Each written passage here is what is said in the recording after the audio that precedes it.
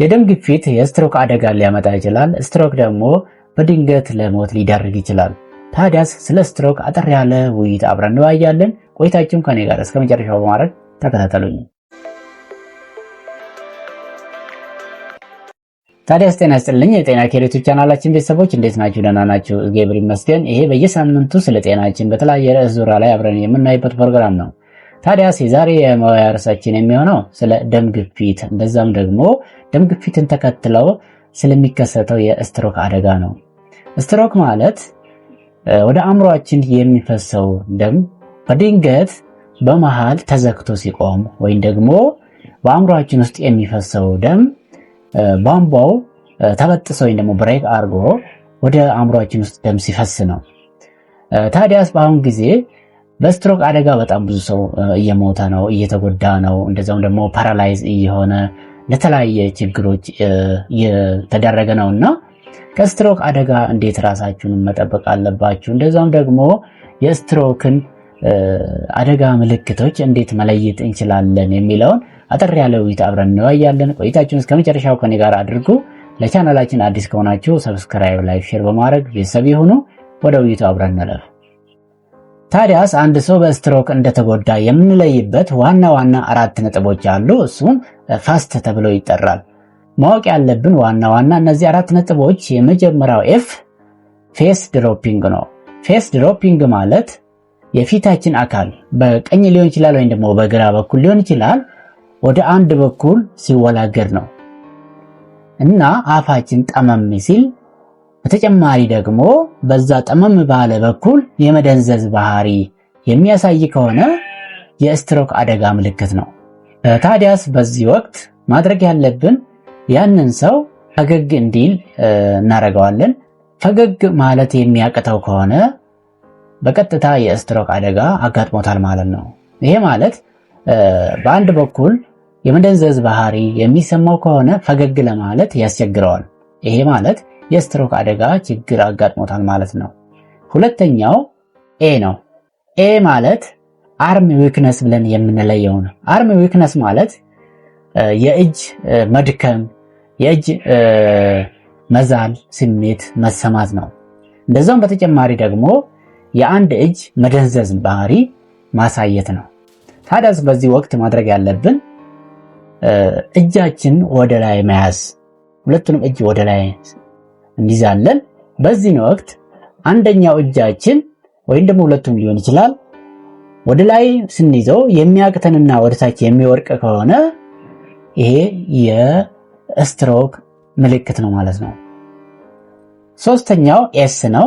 ኤስ ማለት ስፒች ዲፊካልቲ ብለን የምንለየው ነው። ይሄ ማለት ስፒች ዲፊካልቲ የምንለው አንድ ሰው የሆነ የተቀጣጠለ ቃላትን ገጣጥሞ ማውራት ሲከብደው ነው። አውራ ብለን የሆነ የተገጣጠመ ቃላት እንዲያወራ ማድረግ፣ ረዘም ያለ ቃላትን እንዲያወራ ማድረግ ነው እና እነዚህን ቃላቶች ገጣጥሞ ማውራት የሚያቅተው ከሆነ ይሄም የስትሮክ ምልክት ነው ማለት ነው እና እንደዚህ አይነት ምልክቶች ካሉ ታዲያ ማድረግ ያለብን አራተኛው ቲ ነው። ቲ ማለት ታይም ቱ ኮል ቱ ኤመርጀንሲ ሰርቪስ ነው። ይሄ ማለት እነዚህ ሶስቱን ቼክ አድርገን ሶስቱ ምልክትን ካለ ወይም ደግሞ ከሶስቱ ምልክት ውስጥ አንዱ ራሱ ቢኖር ቶሎ ብለን ለኤመርጀንሲ አደጋ ወቅት ወይም ደግሞ ለአምቡላንስ ሊሆን ይችላል ወደ ጤና ተቋም በመደወል ይሄ ሰው ሕክምና እንዲያገኝ ማድረግ ያስፈልጋል ማለት ነው። በዚህ ስር የምናየው ዋናው ነገር የደም ግፊት ሲኖር እንዴት የስትሮክ አደጋን ሊያመጣ ይችላል ብለን ስናይ አንደኛው ስኬሚክ ስትሮክ የምንለው ነው። ስኬሚክ ስትሮክ ማለት ብለድ ክሎት ነው ወይም ደግሞ የደም መርጋት አደጋ ነው። ታዲያስ ይሄ የሚሆነው በአእምሮአችን ውስጥ የሚዘዋወረው ደም ወይም ደግሞ ብለድ ፕሬሸር ሲኖረው ወይም ደግሞ ኃይለኛ ግፊት ሲኖረው በአእምሮአችን ውስጥ የሚገኘውን የአርተሪ ደም ስር ብሬክዳውን ያደርጋል ወይም ደግሞ እንዲፈነዳ ሊያደርግ ይችላል። እንደዛውም ደግሞ በዛን ወቅት የደም መርጋት ሊያጋጥመን ይችላል። ደም ረጋ ማለት ደግሞ በአእምሮአችን ውስጥ የሚዘዋወረው ደም ይቆማል። ታዲያስ በዚህን ጊዜ ወደ አእምሮአችን የሚሄደው ኦክሲጂን ይቆማል፣ የደም ዝውውር ይቆማል።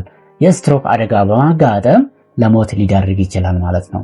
ሁለተኛው ሄሞራጂክ ስትሮክ ነው ወይም ደግሞ በአእምሮአችን ወይም ደግሞ በብሬን ውስጥ የደም መፍሰስ መከሰት ነው። ይሄ ከምን ሊከሰት ይችላል? ከፍተኛ የሆነ የደም ግፊት በሰውነታችን ውስጥ ሲኖር። ታዲያስ በዚህ ወቅት የአእምሮአችን ደም ስር እና አርተሪ ራፕቸር ሊያደርጉ ይችላሉ ወይም ደግሞ ሊፈነዱ ይችላሉ። በዚህ ወቅት በአእምሮአችን ውስጥ ደም ሊፈስ ይችላል። ከዚህ ምክንያት የተነሳ ለስትሮክ አደጋ ልንጋለጥ እንችላለን ማለት ነው። እና እንደዚህ አይነት ችግሮች እንዳያጋጥሙ ቀደም ብሎ በየጊዜው ፎሎ ማድረግ፣ መከታተል፣ ደማችሁን መለካት ያስፈልጋችኋል። እንደዚሁም ደግሞ ጤና ባለሙያ ያዘዘላችሁን መድኃኒት ሳታቋርጡ በትክክል መውሰድ ያስፈልጋችኋል።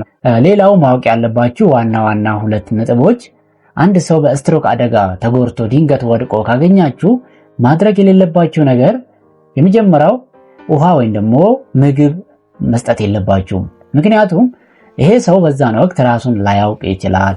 ሰውነቱ ደግሞ ዊክ ሊሆን ይችላል፣ ደካማ ሊሆን ይችላል፣ ወይም ደግሞ ሊደነዝዘው ይችላል እና ራሱን ስለማያውቅ ቾኪንግ ወይም ደግሞ የመታነቅ እንደዛውም ደግሞ አስፓሬት ሊያደርግ ይችላል፣ ትን ሊለው ይችላል። ስለዚህ እነዚህ ነገሮች ከማድረግ መቆጠብ ያስፈልጋቸዋል።